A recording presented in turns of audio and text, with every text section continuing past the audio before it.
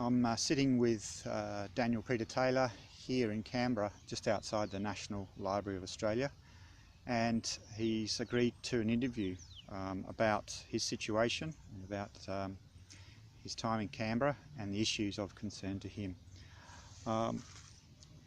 Daniel, thanks for the chance to speak to you. Yep. I would just like to say that this is an interview we're recording with the idea of using this information to write a profile for you. Are you comfortable with that? Yes.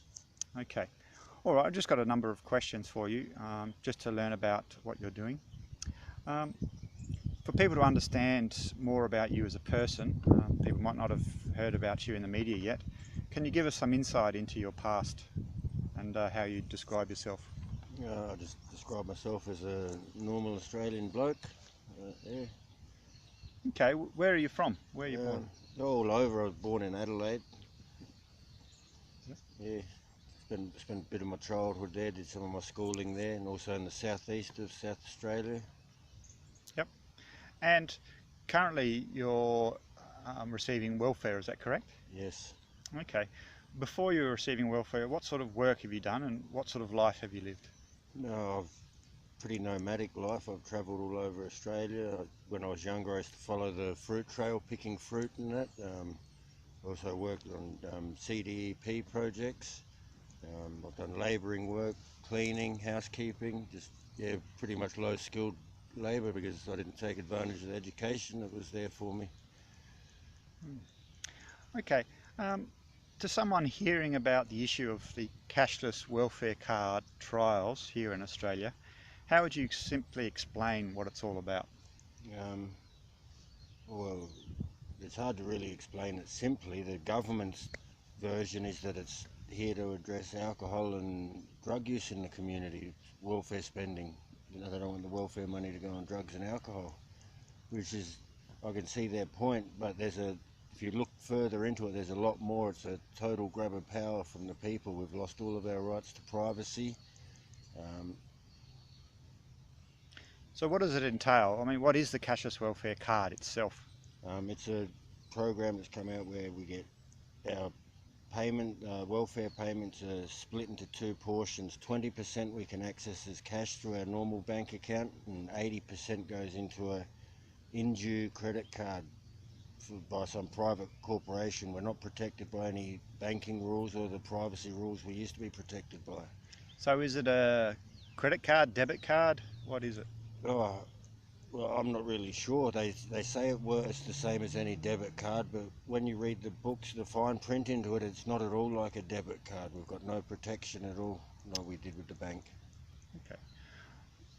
For people learning about you and hearing this for the first time, when and why did you start expressing your views about the cashless welfare card trials? When I got the card, I activated it, and I had a book of conditions. I went home and read that. It took me a few days to get to the part on privacy, and then I noticed it said by activating your card you agree to all privacy terms. And then when I read through, I saw that there was no privacy. All of our information is being shared with federal government, state government and non-government agencies without our permission. Okay. Have you been involved with activism in the past? No. So this is your first time? Yeah, pretty much, other than liking a couple of sort of radical activist style posts on Facebook. Yes, I've never been into activism before this. Were you given a choice to go on to this trial? No, it was just mandatory. We live inside the trial area, so we're on it.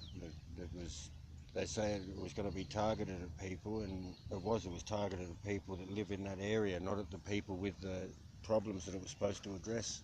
And what area are you talking about for people listening for the first time? Kununurra in the East Kimberley. Okay.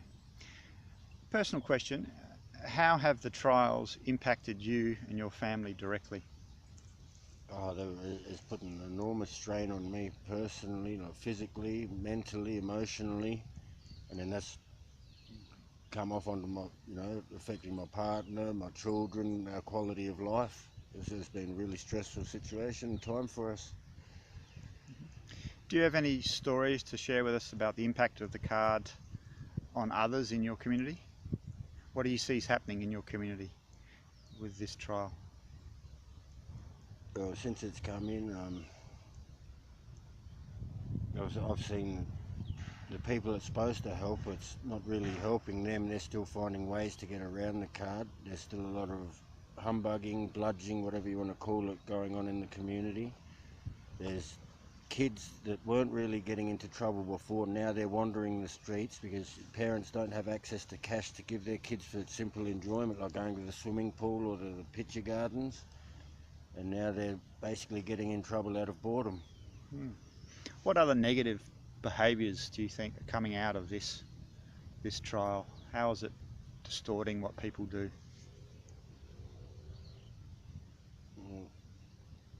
How do they, I mean, if they're desperate for cash, I mean, you're saying that... Oh yeah, there's... You're saying that only 20%... People are resorting to crime. If you've got an addiction, you need to address that addiction. Taking your access to cash away isn't going to help with that addiction. You're going to do things that are morally wrong, criminally wrong to get your fix, whether it's drugs or alcohol. And yeah, it's just that there's a lot of bad things that can be associated with it. How about the other side of the coin? Do you have any good stories about the card? Well, for people that want to take advantage of and use it the way it's designed, yes, it's good, but we could have just been put on the basics card, which has already been operating. The government, you know, their own reports state that it's not really working.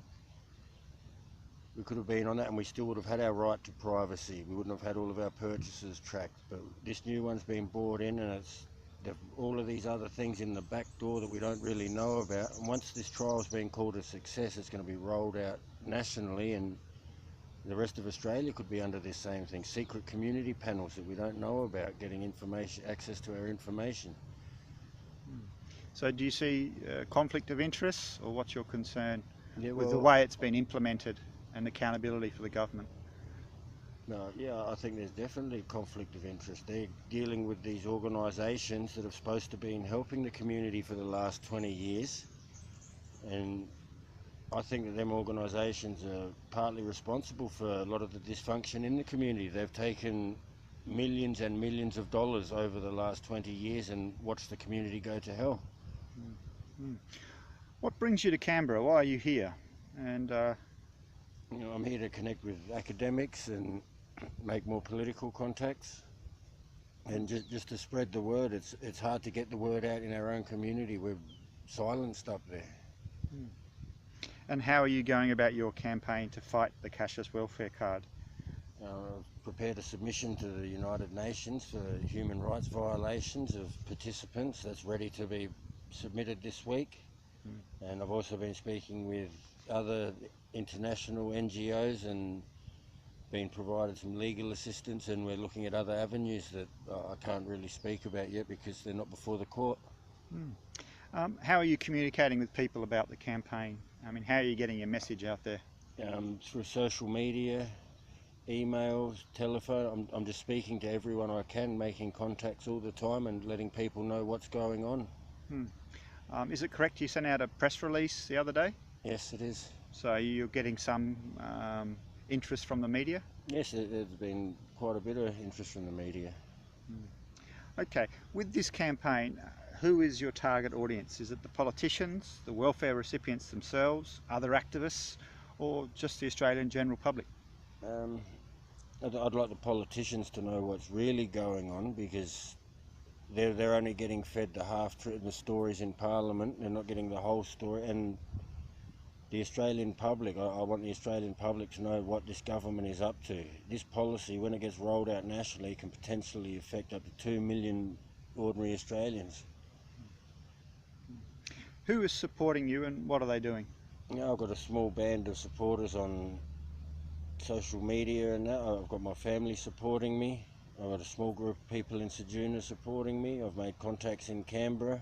I'm getting help with media contacts and just helping me along. I'm new to all of this. I'm just a simple bloke, you know. Like, I didn't know how to get along, and I've learned that there is a way, contact between us and government. We can do it, and if they don't listen, there are other people outside of Australia that will listen. What can other people do listening to this or reading this do to support you and the campaign? Do your own research, look into this. There is a lot of facts out there, and you just have to search to find them. Don't believe what you're being fed in the media by the government. I think there's a bigger agenda behind it, and I think if people look into it and other people start questioning, the government will have to admit or provide some kind of accountability of what it's really up to. What is their bigger scheme of things here? And for you in the campaign, obviously funds are important. You're on welfare. So how can people support you with the campaign in relation to funds? I have a GoFundMe page going at the moment, because at the moment I've got appointments all around Australia connecting with legal experts and supporters. Also, I'd like to bring some people from Kununurra and Sejuna together to have an actual voice. We haven't got the funding like the government. They're funded by millions of dollars. They got backed by the mining companies. I'm just a simple bloke on a dole payment trying to do this. You know, it's not easy. What's the aim of your campaign? What do you want to see happen? I'd like to see the trial stopped. I'd like to see the recommendations that the Parliamentary Human Rights Committee put into place that the government's chosen to ignore. I'd like our privacy to be protected. I would like to know what their real agenda is. Any final comments about the cashless welfare card?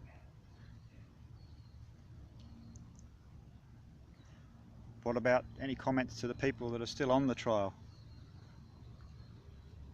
There are people out here that are willing to support us and help us in the fight against this. We're not alone, but we need to speak up as a unified voice people. Daniel, thanks for your time. No worries, thank you.